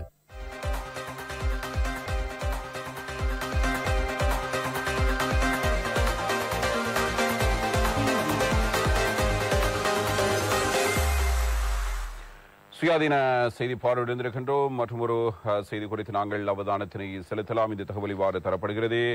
நேற்றைய தினம் வேட்புமனு தாக்கல் செய்திருக்க பிறகு ஜனாதிபதி ரணில் விக்ரமசிங்கே தலதா மாளிகைக்கு சென்று ஆசி பெற்றிருக்கிறார். தொடர்பான செய்தியை வீரகேசரி பத்திரிகை இவ்வாறு கொண்டு வருகிறது. ஜனாதிபதி தேர்தலுக்கான வேட்புமனுவை கையளித்த பின்னர் ஜனாதிபதி ரணில் விக்ரமசிங்கே கண்டி தலதா மாளிகைக்கு சென்று மத வழிபாடுகளில் ஈடுபட்டு ஆசி பெற்றார். தலதா மாளிகைக்கு வருகின்ற ஜனாதிபதி ரணில் விக்ரமசிங்கவை தியவதன நிலைமை பிரதீப் நிலங்கதேல வரவேற்றிருக்கிறார். பின்னர் மத வழிபாடுகளில் ஈடுபட்ட ஜனாதிபதி தலதா மாளிகைக்கு வருகின்ற மக்களிடம் சிநேகபூர்வமாக உரையாடி இருக்கிறார். எதிர்வரும் ஜனாதிபதி தேர்தல் ஜனாதிபதி ரணில் விக்ரமசிங்கே வெற்றிக்காக அவர்கள் வாழ்த்து தெரிவித்தார்கள். இதேவேளை மல்வத்து மகாவிகரைக்கு விஜயம் செய்த ஜனாதிபதி ரணில் விக்ரமசிங்கே மல்வத்து பீடத்தின் மகாநாயகர் ஸ்ரீ சுமங்கல தேரரின் ஆசீர்வாதத்தை பெற்றுக் கொண்ட பின்னர் தேரருடன் கலந்துரையாடலில் ஈடுபட்டிருக்கிறார். தேரர் பிரீத் பாராயணம் செய்யும் போது ஜனாதிபதிக்கு ஆசி வழங்கினார். அதன் பின்னர் அஸ்கிரிய மகாவிகாரைக்கு விஜயம் செய்த ஜனாதிபதி ரணில் விக்ரமசிங்கே அஸ்கிரிய பீடத்தின் மகாநாயகர் வரக்காகுட ஸ்ரீ ஞானரத்ன தேரருடனும் கலந்துரையாடலில் ஈடுபட்டார். அஸ்கிரிய மகாநாயக தேரர் தலைமையிலான அஸ்கிரிய பீடத்தின் மகாசங்கத்தினர் இதன்போது ஜனாதிபதிக்கு பிரீத் பாராயணம் செய்து ஆசி வழங்கியிருக்கிறார்கள். இதே சந்தர்ப்பத்தில் ஐக்கிய தேசிய கட்சி ஒரு கருத்தினை வெளிப்படுத்தி இருக்கிறது. அதாவது இந்த தேர்தலில் சமையல் எரிவாயு வரிசையை முடிவுக்கு கொண்டு வந்த ரணில் விக்ரமசிங்கவுக்கு சமையல் எரிவாயு சிலிண்டர் சின்னமாக கிடைத்திருப்பது இறைவனின் ஆசீர்வாதமாகும். மக்களின் இதயத்தை தொடக்கூடிய இந்த சின்னம் நிச்சயமாக ரணிலை வெற்றி பெற செய்யும் என ஐக்கிய தேசிய கட்சியின் முன்னாள் பாராளுமன்ற உறுப்பினர் ஆஷு மாரசிங்கவினால் கூறப்பட்டிருக்கிறது. எனவே நாட்டு மக்கள் சமையல் எரிவாயுக்காக வரிசையில் இருந்த சந்தர்ப்பத்திலேயே ரணில் விக்ரமசிங்கே நாட்டை பொறுப்பேற்று எரிவாயு பிரச்சினைக்கு தீர்வை பெற்றுக் கொடுத்தார். ரணில் விக்ரமசிங்கவின் இந்த மகத்தான பணிக்கு இறைவனின் ஆசீர்வாதமாகவே அவருக்கு சமையல் எரிவாயு சிலிண்டர் தேர்தல் சின்னமாக கிடைத்திருக்கிறது. சமையல் எரிவாயு வரிசையில் நினைவுகளுடன் சிலிண்டர் சின்னத்தை வெற்றி பெற செய்ய முடியும் என நம்பிக்கை எமக்கு இருக்கிறது. மக்களுக்கு சமையல் எரிவாயு எந்தளவு முக்கியமோ அது போன்று இந்த நாட்டை முன்னேற்றுவதற்கு ரணில் விக்ரமசிங்கே முக்கியமாகும். ரணில் இல்லை என்றால் சமையல் எரிவாயு இல்லை. அந்த அளவுக்கு சமையல் எரிவாயு சிலிண்டர் மக்களின் இதயத்தில் இடம் பிடித்திருக்கிறது. ரணில் விக்ரமசிங்கே எம்மால் இந்த நாட்டை அவர் இல்லாமல் இந்த நாட்டை கட்டியெழுப்ப முடியாது. எனவே ரணில் விக்ரமசிங்கே குறுகிய காலத்தில் இவ்வாறு சமையல் எரிவாயு வரிசை உள்ளிட்ட எளிய வரிசை தீர்வு கண்டாரோ அதே போன்று மக்கள் தற்போது எதிர்கொண்டு வரும் பொருளாதார சுமைக்கு தீர்வு காண்பார். மக்களுக்கு சமையல் எரிவாயு இல்லாமல் முடியாது. அதே போன்றுதான் ரணில் இல்லாமல் நாட்டை முன்னேற்ற முடியாது என்பதாக இவ்வாறு ஐக்கிய தேசிய கட்சியினுடைய முன்னாள் பாராளுமன்ற உறுப்பினர் ஆஷு மாரசிங்க தெரிவித்த தகவல்கள் வெளியாகி இருக்கின்றன. எனவே அந்த தகவலோடு சேர்த்து மற்றும் ஒரு செய்தி குறித்தும் நாங்கள் அவதானத்தினை செலுத்தலாம். இந்த தகவல் இவ்வாறு வருகிறது. நேற்றைய தினம் வேலுக்குமார் எம்பி ஜனாதிபதி ரணில் விக்ரமசிங்கவுக்கு ஆதரவளிக்க தீர்மானித்திருந்தார். வேட்புமனு தாக்கல் செய்ய செல்வதற்கு முன்பாக ஜனாதிபதியை சந்தித்து பேசியதோடு அவர் தன்னுடைய ஆதரவினை வெளிப்படுத்தி இருக்கிறார். புலப வீதியில் உள்ள தேர்தல் பிரசார அலுவலகத்தில் நேற்று வியாழக்கிழமை ஜனாதிபதி சந்தித்து வேலுக்குமார் எம்பி தன்னுடைய ஆதரவினை இவ்வாறு வெளிப்படுத்தி இருப்பதாக வீரகேசரி பத்திரிகையிலும் ஏனைய பத்திரிகைகளிலும் செய்திகள் தரப்படுகின்றன. கடந்த 8ஆம் தேதி ஐக்கிய மக்கள் சக்தி தலைமையிலான ஐக்கிய மக்கள் கூட்டணியில் கையெழுத்திட்ட பிரதான கட்சிகளில் ஒன்று தமிழ் முற்போக்கு கூட்டணி என்பது குறிப்பிடத்தக்கது. எனவே தமிழ் முற்போக்கு கூட்டணி எதிரும் ஜனாதிபதி தேர்தல் சஜித் பிரேமதாசவை ஆதரிக்க தீர்மானித்து குறித்த ஒப்பந்தத்தில் கையெழுத்திட்ட நிலையில் அது மட்டுமன்றே தமிழ் முற்போக்கு கூட்டணியை தனியாகவும் சஜித்துடன் உடன்படிக்கை செய்து கொண்டது. இந்நிலையில் அக்கட்சியின் பாராளுமன்ற உறுப்பினர்கள் ஒருவரான வேலுக்குமார் நேற்றைய தினம் ஜனாதிபதி ரணில் விக்ரமசிங்கவுக்கு இவ்வாறு தனது ஆதரவை வெளிப்படுத்தி இருக்கிறார். இதேவேளை இம்முறை ஜனாதிபதி தேர்தலில் ஜனாதிபதி ரணில் விக்ரமசிங்கவின் வெற்றிக்காக தாம் அர்ப்பணிப்புடன் செயல்படுவதாக முன்னாள் உள்ளூராட்சி ராஜாங்க அமைச்சர் ஸ்ரீயானி விஜய் விக்ரமும் கூறியிருக்கிறார். அவருடைய ஆதரவும் ஜனாதிபதிக்கு கிடைத்திருக்கிறது. ஜனாதிபதி நேற்று சந்தித்து இது குறித்து தெரிவித்ததாகவும் நாட்டில் நெருக்கடியான சூழல் ஏற்பட்ட போது ஜனாதிபதியினால் சவாலை ஏற்றுக்கொண்டு நாட்டை சரியான பாதைக்கு கொண்டு வர முடிந்ததாகவும் ஜனாதிபதி ரணில் விக்ரமசிங்கவின் தலைமைத்துவம் நாட்டுக்கு தொடர்ந்தும் தேவைப்படுவதாகவும் அவர் சுட்டிக்காட்டுகிறார். அதே போன்றுதான் முன்னாள் பாராளுமன்ற உறுப்பினர் குணசேகரம் சங்கரம் ஜனாதிபதி ரணில் விக்ரமசிங்கை சந்தித்து ஜனாதிபதி வெற்றிக்காக தன்னை அர்ப்பணிப்பதாக உறுதியளித்தார். அதே போன்று பொதுஜன பெரமுனவின் மொடராகலை மாவட்ட பாராளுமன்ற உறுப்பினர் கயாஷான் நவநந்தனவும் ஜனாதிபதி ரணில் விக்ரமசிங்கவை சந்தித்து ஜனாதிபதி வெற்றியை உறுதிப்படுத்த அர்ப்பணிப்பதாக உறுதியளித்திருக்கிறார். தற்போதைய ஜனாதிபதி ரணில் விக்ரமசிங்கே நாட்டை அபிவிருத்தி செய்யக்கூடிய தலைவர் என்பதால் ஜனாதிபதி பலமாக இருக்க தீர்மானித்துள்ளதாகவும் வீழ்ச்சியடைந்த நாட்டை சரியான பாதையில் கொண்டு செல்ல முடியும் என்பதை ஜனாதிபதி தனது செயற்பாட்டின் மூலம் நிரூபித்துள்ளதாகவும் அவர் சுட்டிக்காட்டுகிறார். ஐக்கிய மக்கள் முன்னணியின் தலைவர் கலாநிதி சிறுமிஸ்ரீ ஹப்புவாராட்சியும் நேற்று ஜனாதிபதி ரணில் விக்ரமசிங்கே சந்தித்து ஜனாதிபதி வெற்றிக்காக தன்னை அர்ப்பணிப்பதாக தெரிவித்திருக்கிறார். கலாநிதி ஸ்ரீமிஸ்ரீ ஹப்புவாராட்சி தேசிய அரசியல் கட்சிகள் வெகுஜன அமைப்புகள் மற்றும் சிவில் அமைப்புகளின் ஒன்றியத்தின் பிரதான அமைப்பாளராகவும் இருப்பதோடு எதிர்வரும் ஜனாதிபதி தேர்தலில் ஜனாதிபதியின் வெற்றியை உறுதிப்படுத்துவதற்கு அந்த அமைப்புடன் இணைந்து அர்ப்பணிப்புடன் செயற்பட உள்ளதாகவும் அவரால் மேலும் கூறப்பட்டிருக்கிறது என்ற தகவலை நாம் இவ்வாறு காணலாம். வேலுக்குமார் எம்பி இவ்வாறு தாவியிருக்கிற நிலையில் மற்றொரு செய்தியை நாம் இவ்வாறு காணக்கூடியதாக இருக்கிறது. வேலுக்குமார் எம்பி கட்சியிலிருந்து விலக்கப்படுகிறார். ஜனநாயக மக்கள் முன்னணி பொதுச் செயலாளர் KT குருசாமி அறிவிப்பு என்பதாகவே இந்த செய்தியை காணலாம். கட்சியின் பதவிகளிலிருந்து வேலுக்குமார் விலக்கப்பட்டுள்ளார் என்று ஜனநாயக மக்கள் முன்னணியின் பொதுச் செயலாளரால் இவ்வாறு தெரிவிக்கப்படுகிறது. கட்சி மற்றும் தொழில்முனைவு கூட்டணி அரசியல் குழு முடிவுகளுக்கு மாறாக அரசாங்கத்துடன் தன்னிச்சையாக இணைந்து கொண்டமை காரணமாக கட்சி ஒழுங்கு விதிமுறைகளின்படி இந்த ஒழுங்கு நடவடிக்கை எடுக்கப்படுகிறது என்றும் கண்டி மாவட்டத்தில் ஜனநாயக மக்கள் முன்னணியின் மாவட்ட செயற்குழுவானது தலைவரின் நேரடி கண்காணிப்பில் விரைவில் புனரமைக்கப்படும் என்பதாக இவ்வாறு கூறப்பட்டிருக்கிறது. எனவே தமிழ் முற்போக்கு கூட்டணியில் இருந்த ஒரு பாராளுமன்ற உறுப்பினர் ஜனாதிபதிக்கு ஆதரவளிக்க தீர்மானித்திருக்கிற நிலையில் மனோ கணேசன் அவர்கள் தமிழ் முற்போக்கு கூட்டணியின் தலைவராக என்ன கருத்தினை தெரிவித்திருக்கிறார் என்பதை இவ்வாறு நாங்கள் தமிழன் பத்திரிகையில் அவதானிக்கலாம். ரணில் என்ற நொண்டி குதிரையுடன் சேர்ந்துள்ள கண்டி கழுதை வேலுக்குமார் என்பதுதான் மனோ கணேசனால் கூறப்பட்டிருக்கிற விடயம். அவர் ஆவேசமாக இது தொடர்பான கருத்தினை வெளிப்படுத்தி இருப்பதாக இன்றைய தினம் தமிழன் பத்திரிகை இந்த செய்தியினை இவ்வாறு கொண்டு வந்திருக்கிறது. அவருடைய கருத்திலே இது தொடர்பான விடயங்கள் இவ்வாறு வெளிப்படுத்தப்பட்டிருக்கின்றன. அவர் இதை பற்றி கூறும்போது ஜனநாயக மக்கள் முன்னணி தமிழ் முற்போக்கு கூட்டணி தலைமை குழுவின் மெய்நிகர் கூட்டம் முடிகளின்படி பாராளுமன்ற உறுப்பினர் எம் வேலுக்குமார் கட்சி கூட்டணி பதவியிலிருந்து உடனடியாக அமலுக்கு வரும் விதமாக வெளியேற்றப்படுகிறார். என் உயிரிலும் மேலான கண்டி மாவட்ட மக்களுக்கும் இவரது கட்சிக்கும் இவர் செய்துள்ள துரோகம் மன்னிக்க முடியாதது. ரணில் விக்ரமசிங்கே என்ற நொண்டிக்குதிரையுடன் சேர்ந்துள்ள கண்டி கழுதை வேலுக்குமாரின் கட்சி தாவலின் பின்னணி என்னவாக இருக்கும் என்பதை ஊகிப்பது கடினமானதல்ல என ஜனநாயக மக்கள் முன்னணி தமிழ் முற்போக்கு கூட்டணியின் தலைவர் மனோ கணேசன் இவ்வாறு தெரிவிக்கிறார். எனவே எம்முடைய கண்டனத்தினை நாங்கள் இவ்வாறு பதிவு செய்துகிறோம் என்பதாக அவரால் கூறப்பட்டிருக்கிறது. கண்டி மாவட்ட மக்களின் துணையுடன் இவருக்கு மறக்க முடியாத பாடத்தை நாம் கற்றுத்தருவோம். இவருக்கு பாடம் கற்றுத்தருவதோடு கண்டி மாவட்டத்தின் மீதான எமது உரிமையும் நாம் நிலைநாட்டுவோம். எமது அரசாங்கம் வெல்லும், எமது காலமும் வெல்லும். அரசாங்க பலத்துடன் கண்டியில் நாம் நிச்சயம் களமிறங்குவோம். அப்போது வரலாறு திரும்பும் என்பதாக மனோ கணேசனால் இவ்வாறு ஆவேசமாக கூறப்பட்டிருக்கிற கருத்தாக இதனை நாங்கள் அறியலாம்.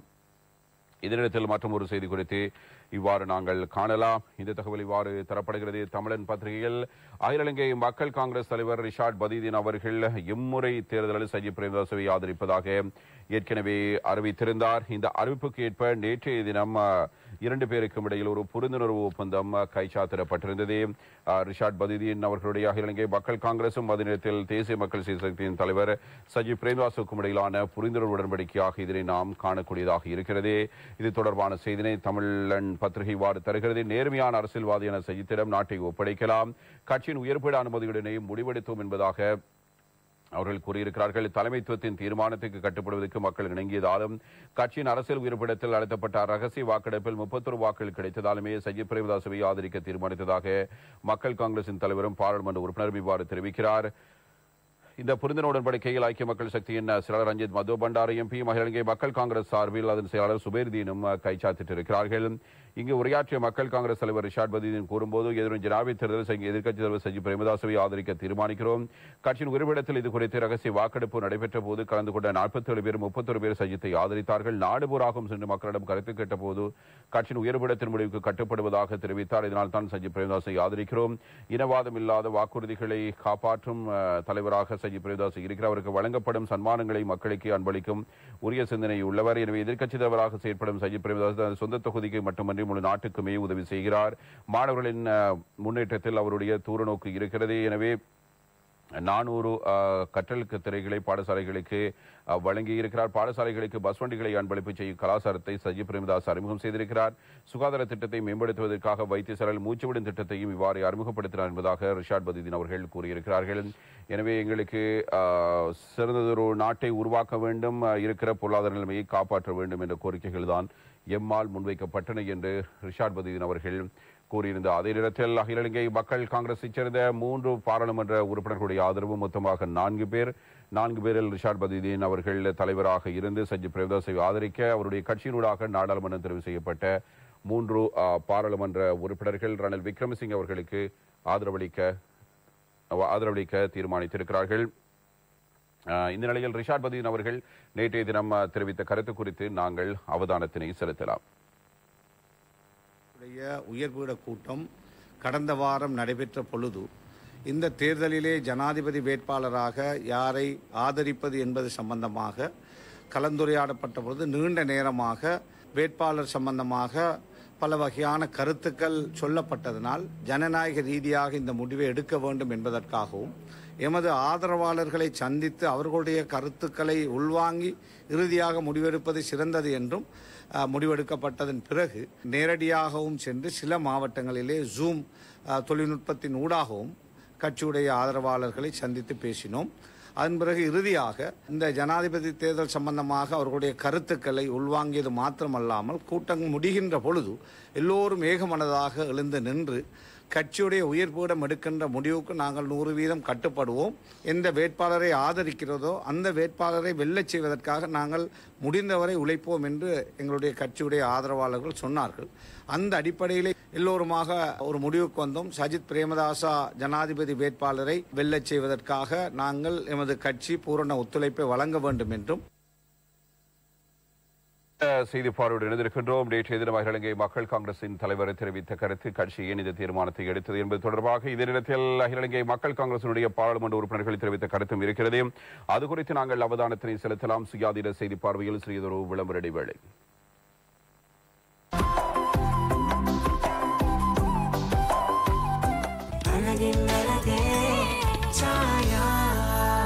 அழகின் அழகே சாயா. தமிழ் என்றால் இனிமை. தமிழுக்கும் அமுதென்று பேர். அந்த தமிழ் இன்பத் தமிழ் என்ற உயிருக்கு புதிய வானம். வாழ்க்கை எதிர்நீச்சல் நிறைந்ததுதான். எங்கும் பனிமழை பொழிகிறது. ஒவ்வொரு முறையும் ஏதோ ஒரு போராட்டத்துக்கு பின் எதையோ சாதிக்க வேண்டியிருக்கிறது. அஞ்சி அஞ்சி வாழ்ந்தது போதும் ராஜா. அநேகமான சந்தர்ப்பங்களில் மனிதர்களுடைய மனம் மாறிவிடுகிறது. எனது கைகள் மீட்டும் போது வீணை அழுகின். யதார்த்தத்தை சொல்லும் பாடல் அருணோதயம் திரைப்படத்தில் இடம்பெற்றது. உலகம் ஆயிரம் சொல்லட்டுமே உனக்கு நீதான் நீதிபதி. உலகம் ஆயிரம் சொல்லட்டுமே. நீங்களும் கூட உங்கள் பிரதிகளை எங்களுக்கு அனுப்பி வைக்கலாம். தயாரிப்பாளர் நினைத்தாலே இனிக்கும், வசந்தம் டிவி, ITN, விக்ரமசிங்கபுர, பத்தரமுல்ல. நினைத்தாலே இனிக்கும் திங்கள் முதல் வெள்ளி வரை காலை 9 மணிக்கு.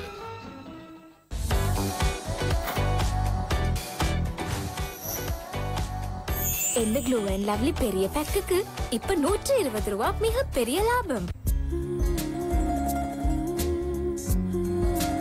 பெர்ஃப்யூம் லாக்குடன் புதிய பெஸ்ட் எவர் சன்லைட். முன்பை விட நறுமணத்துடன் சிறந்த சிலவைக்கு.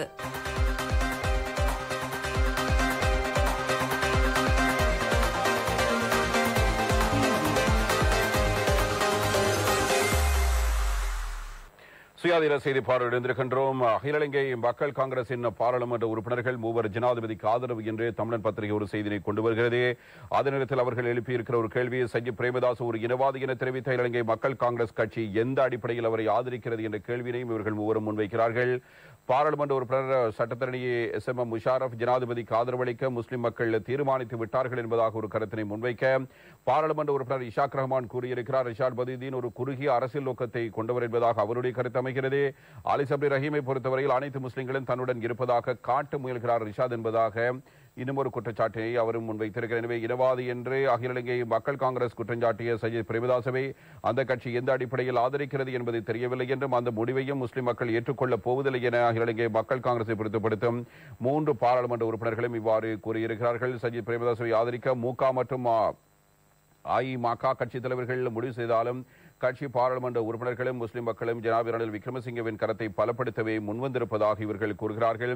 2015 ஜனாதிபதி தேர்தலில் பொது வேட்பாளரை ஆதரிக்க ஏற்கனவே முஸ்லிம்கள் தீர்மானித்திருந்த நிலையில் இறுதி நேரத்தில் முஸ்லிம் கட்சி தலைமைகள் அந்த முடிவை எடுத்ததாக தெரிவித்து அவர்கள் இம்முறையும் கட்சி தலைமைகள் இறுதி நேரத்தில் தமது முடிவினை மாற்றக்கூடிய வாய்ப்பு இருப்பதாகவும் முஷாரப் எம்பியினால் நேற்றைய தினம் சுட்டிக்காட்டப்பட்டது. கொழும்பில் நேற்று நடைபெற்ற விசேட ஊடகவியலாளர் சந்திப்பிலேயே இவர்கள் 3 இவ்வாறு கூறியிருக்கிறார்கள். இலங்கை மக்கள் காங்கிரஸை பிரதித்துவப்படுத்தும் பாராளுமன்ற உறுப்பினர்களான இலங்கை மக்கள் காங்கிரஸ் திகாம்படுள்ள மாவட்ட பாராளுமன்ற உறுப்பினர் முஷாரப், ஐக்கிய மக்கள் சக்தி பாராளுமன்ற உறுப்பினர் இஷாக் ரஹ்மான், முஸ்லிம் தேசிய கூட்டமைப்பு பாராளுமன்ற உறுப்பினர் அலி சப்ரி ரஹீம் ஆகியோரை இதனை தெரிவித்திருக்கிறார்கள். இங்கே இவர்கள் கருத்து தெரிவிக்கும் போது சஜித் பிரேமதாசை இனவாதி என்றும் அவரை ஆதரிக்க கூடாது எனவும் கட்சியில் உள்ள பலரும் கோரியும் முதுகெலும்புடன் உறுதியாக முடிவெடுக்க கட்சி தலைமை தவறிவிட்டதாகவும் மக்கள் கரைத்தறிந்து முடிவை எடுப்பதாக நாடகமாடியதாகவும் அவர்கள் தெரிவிக்கிறார்கள். முஷாரப் இதை பற்றி பேசும்போது எதிரும் ஜனாதிபதி சஜித் பிரேமதாசை ஆதரிக்க இலங்கை மக்கள் காங்கிரஸ் தீர்மானித்துள்ளதாக அறிவிக்கப்பட்டது. ஆனால் அந்த கட்சி சார்பில் தெரிவான 4 எம்பிக்களில் 3 ஜனாதிபதி ரணில் விக்ரமசிங்கவுக்கு ஆதரவாக செயற்பட்டு வருகிறார்கள். கட்சித் தலைவர் ரிஷாட் பதீன் மாத்திரம்தான் சஜித்துக்கு ஆதரவான முறையில் இருக்கிறார். யாருக்கு ஆதரவு வழங்குவது என தீர்மானிக்க பல கூட்டங்களை அவர் நடத்தினார். அனைவரதும் கருத்தை பெறுவதாக நாடகம் ஆடி ஏற்கனவே தீர்மானித்தவாறு சஜித் பிரேமதாசுக்கு ஆதரவு என அறிவித்திருக்கிறார். முஸ்லிம் காங்கிரஸ் கட்சி தலைவர் ரவுப் ஹக்கீமும் இவ்வாறே சஜித்துக்கு ஆதரவளிப்பதாக அறிவித்திருக்கிறார். ஆனால் அவரால் கட்சியில் உள்ள அனைத்து எம்பிக்களையும் இணைத்து இதனை அறிவிக்க முடியவில்லை. கடந்த காலங்களில் கட்சித் தலைவர் ரிஷாத் பதுதீன் பல இடங்களில் ஜனாதிபதிக்கு ஆதரவான கருத்துக்களை வெளியிட்டிருந்தார். 225 எம்பிக்களில் ரணில் தான் சிறந்தவர் என்றும் நாட்டை பின்னோக்கி கொண்டு செல்ல முடியாது என்றும் அவர் கூறியிருந்தார். இதேவேளை சஜித் ஒரு இனவாதி என்றும் கட்சியைச் சேர்ந்த அப்துல்லா மௌரூப் கூட பகிரங்கமாக குற்றஞ்சாட்டியிருந்தார். சஜித் இனவாதி என்பதற்கு நாமும் சாட்சியாக இருக்கிறோம். கட்சித் தலைவர் ரிஷாட் பயங்கரவாதி என அநியாயமாக கைதான போது சஜித் தரப்பு அவருக்காக குரல் கொடுக்கவில்லை. இந்த நிலையில் தான் சஜித் பிரேமதாசவை ஆதரிக்க முடிவு செய்யப்பட்டிருக்கிறது. ஆனால் வடக்கு கிழக்கு மக்கள் ஜனாதிபதி ரணில் விக்ரமசிங்கவுக்கு நன்றி கடன் செலுத்த தயாராகிவிட்டார்கள். யாரை ஆதரிப்பது என அவர்கள் ஏற்கனவே முடிவு செய்துவிட்டார்கள். கட்சித் தலைவர்கள் சஜித்தை ஆதரிக்க முடிவு செய்தாலும் அந்த கட்சியின் பாராளுமன்ற உறுப்பினர்களும் பொதுமக்களும் ஜனாதிபதி ரணில் விக்ரமசிங்கவை ஆதரிக்க தயாராகிவிட்டார்கள். மூகாவினதும் அகில இலங்கை மக்கள் காங்கிரசின் கட்சியினதும் முடிவு ஒட்டுமொத்த முஸ்லிம்களின் முடிவல்ல. சிலர் சஜித்துடன் டீல் அடித்து செயற்படுகிறார்கள். நாடு குறித்து சிந்திப்பவர்கள் ஜனாதிபதி ரணிலைத்தான் ஆதரிப்பார்கள். வேலுக்குமார் எம்பி உட்பட பலர் தமது ஆதரவை அறிவித்து வருகிறார்கள். எதிர்வரும் நாட்களில் இவ்வாறான மேலும் பல அறிவிப்புகள் வெளியாகக்கூடும். 2015 தேர்தலில் முஸ்லிம் மக்கள் மைத்ரிபால சிறிசேனவை ஆதரிக்க முடிவு செய்தார்கள். இறுதி நேரத்தில் தான் எமது தலைவர்கள் அந்த முடிவுக்கு வந்தார்கள். இம்முறை அவர்கள் இறுதி நேரத்தில் வெட்கமின்றி ஜனாதிபதி ரணிலை ஆதரிப்பதாக அறிவிக்கக்கூடும். வேட்புமனு தாக்கல் செய்யும் நிகழ்வில் சஜித் பிரேமதாசுக்கு ஜனாதிபதி கைலாகு கொடுக்க முயன்ற போது அதனை சஜித் பிரேமதாசு நிராகரித்து அநாகரிகமாக நடந்து கொண்டார். இதே போன்றுதான் தேசிய பட்டியல் எம்பியாக ரணில் விக்ரமசிங்க முதன்முறையாக பாராளுமன்றம் வந்தபோது சகல கட்சியினரும் அவரை வாழ்த்தினார்கள். ஆனால் சஜித் மாத்திரம்தான் கண்டுகொள்ளாமல் இருந்தார். இத்தகைய நபர் எந்த வகையிலும் நாட்டுக்கு பொருத்தமானவரல்ல. ஜனாதிபதிக்கு சிலிண்டர் சின்னம் வழங்கப்பட்டுள்ளது. மீண்டும் விறகடுப்பு யுகத்துக்கு செல்வதா சிலிண்டரை ஏற்பதா என மக்கள் தீர்மானிக்க வேண்டும் என்று முஷாரப் கோரிக்கை விடுக்க இஷாக் ரஹ்மான் எம்பி இங்கு கருத்து தெரிவித்தார்.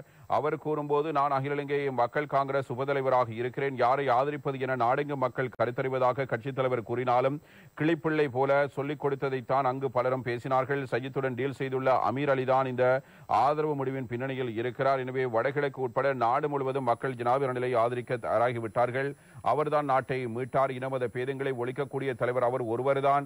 ஆனால் சஜித் பிரேமதாசவை ஆதரிப்பதற்கு எந்த நிபந்தனையுடன் இவர்கள் சென்றார்கள் என்பதில் சந்தேகம் உள்ளது. நாட்டுக்காக அன்றி தனிப்பட்ட நலனுக்காகத்தான் இவர்கள் சஜித்தை ஆதரிக்கிறார்கள்.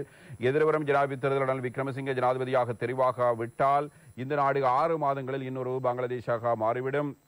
அலி சபீர் ரஹீம் என்று கூறும்போது, அனைத்து முஸ்லிம்களும் தன்னுடன் இருப்பதாக கட்சித் தலைவர் ரிஷாட் பதுதீன் காண்பிக்க முயல்கிறார். மன்னாரிலும் புத்தளம் மற்றும் யாழ்ப்பாணத்திலும் சுமார் 40,000 வாக்குகளை வைத்துக் கொண்டு இந்த ஆட்டம் போடுகிறார். சஜித் பிரேமதாசவை ரிஷாட் பதுதீன் ஆதரித்தாலும் முஸ்லிம்கள் அனைவரும் செல்லவில்லை.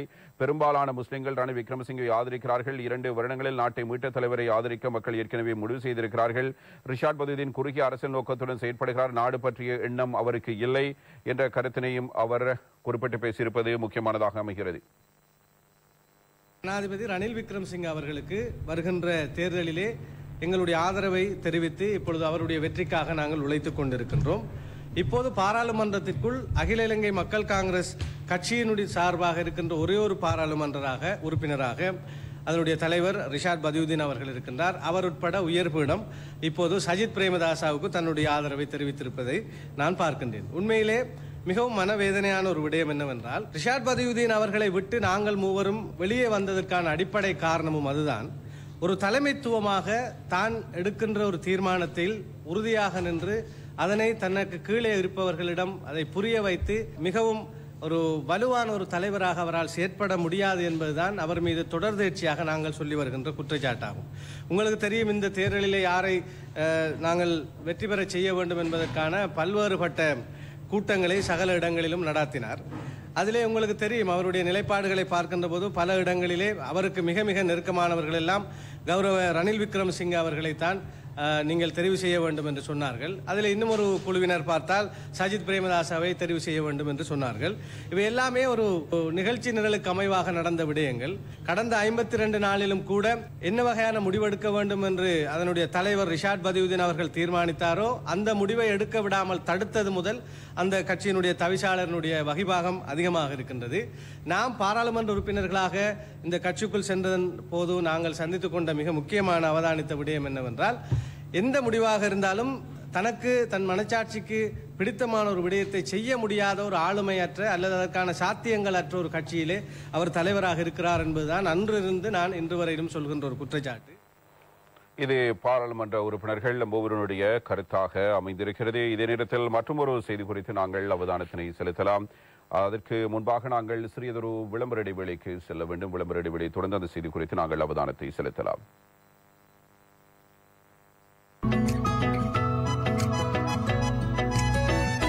புதிய குமாரிகா ஷாம்பு நம்ம நாட்டின் காலநிலைக்கு நம்ம கூந்தலுக்கு ஹேர் அப்ளை பண்ணுவோமா?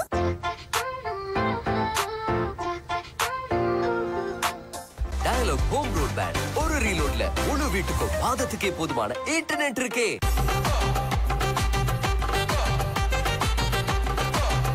பிள்ளைகளுக்கான 24 முக்கிய ஊட்டச்சத்துக்களை கொண்ட சஸ்டஜன் ஜூனியர்.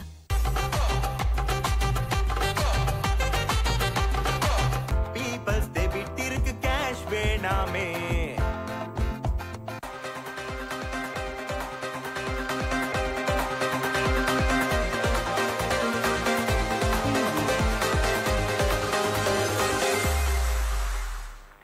சுயாதீன செய்திப்பாளர் இருந்திருக்கின்றோம்.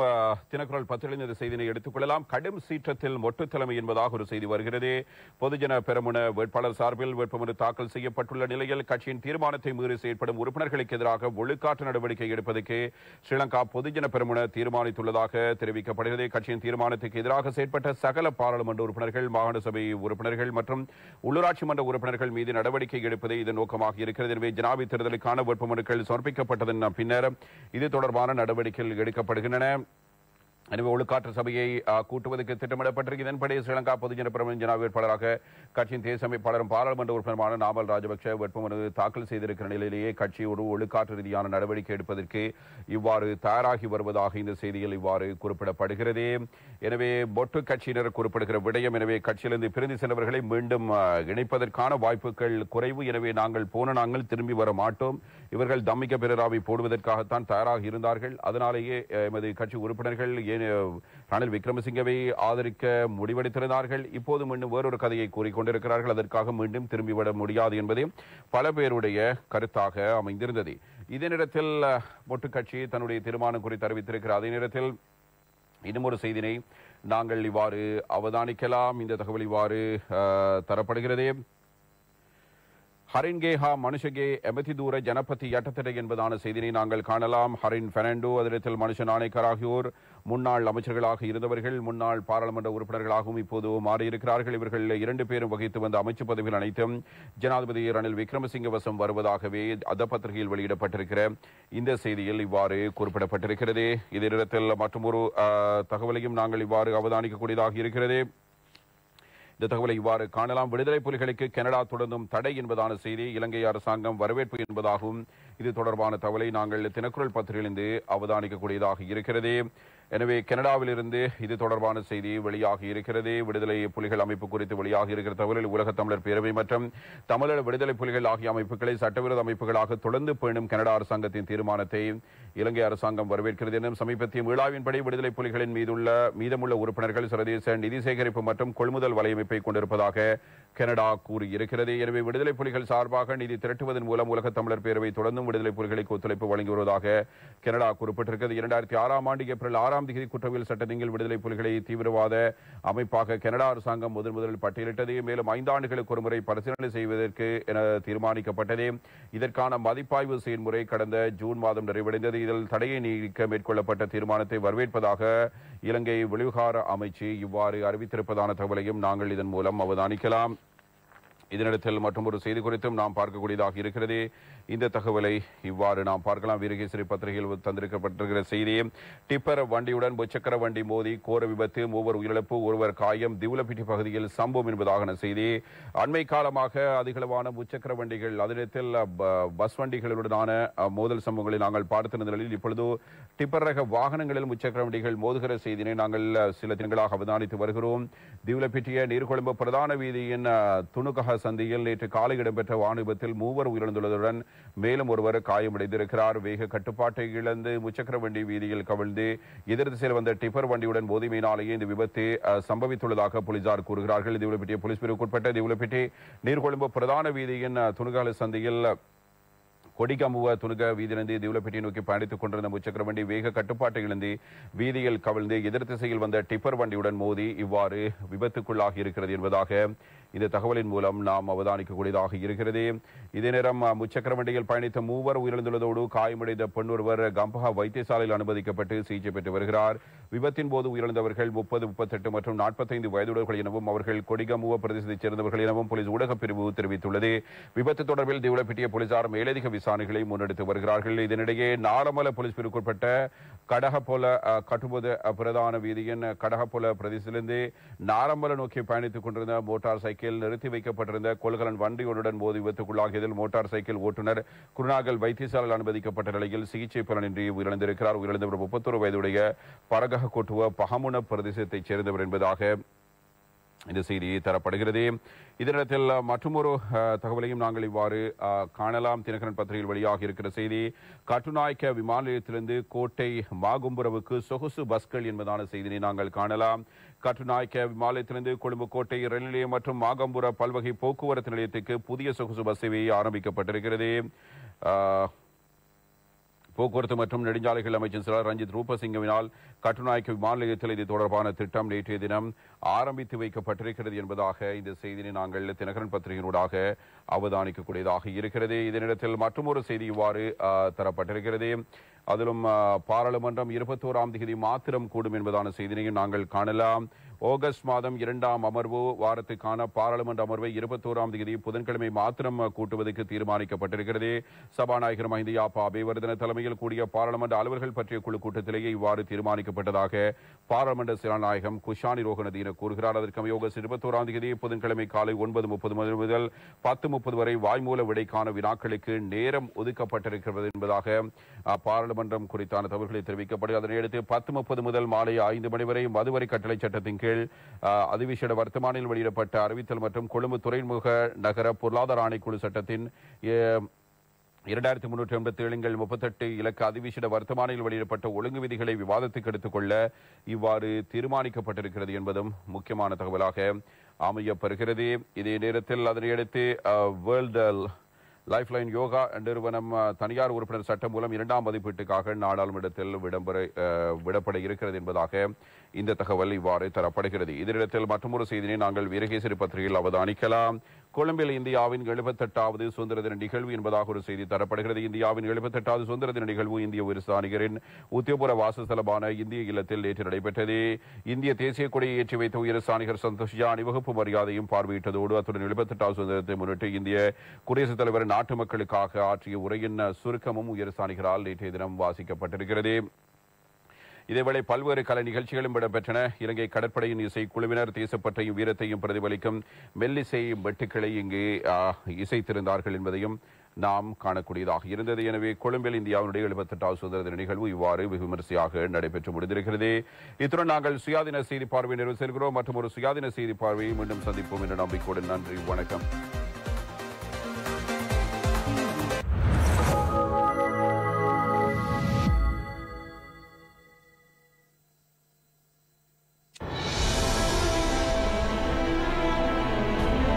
ஆட்டத்தை மாற்றும் வாக்காளர்கள், உலகின் இயக்கத்தை மாற்றும் புதிய கண்டுபிடிப்புகள், பொருளாதாரத்தில் வீழ்ச்சி காணும் வல்லரசுகள், உயிர்களை காவு கொள்ளும் இயற்கை அனர்த்தங்கள்.